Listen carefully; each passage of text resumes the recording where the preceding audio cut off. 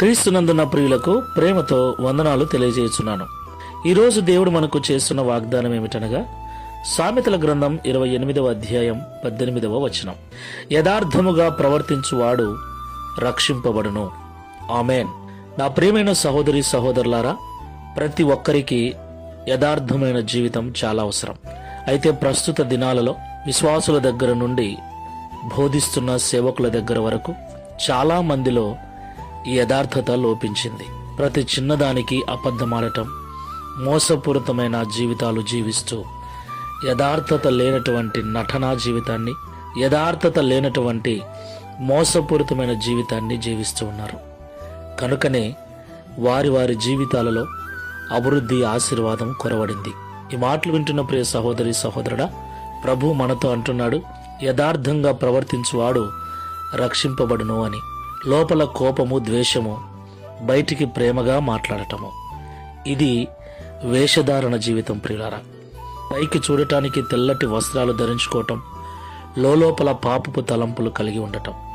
ఇలాంటి మనస్తత్వం గల మనుషులను, ఇలాంటి జీవితాలు కలిగిన విశ్వాసులను, సేవకులను దేవుడు ఇష్టపడటం లేదు. కాబట్టి యథార్థమైన జీవితాన్ని జీవిద్దాం, యథార్థంగా మాట్లాడదాం, ఉన్నది ఉన్నట్లుగా జీవిద్దాం, ఉన్నది ఉన్నట్లుగా మాట్లాడదాం. దాని వలన కొందరు దూరమైనా సరే, కొందరు మనల్ని వ్యతిరేకించినా సరే, యథార్థమైన జీవితాలు జీవిద్దాం. ఎందుకంటే తన దృష్టికి ఎవరైతే యథార్థంగా నడుచుకొనుచున్నారో వారిని బలపరచుటకు యెహోవా కనుదృష్టి లోకమందంతటా సంచారం చేయుచున్నదని లేఖనం సెలవిస్తుంది. కనుక అబద్ధపు జీవితాన్ని, వేషధారణ జీవితాన్ని వదిలేసి యథార్థమైన జీవితంతో జీవిద్దాం. ప్రార్థన చేసుకుందాం.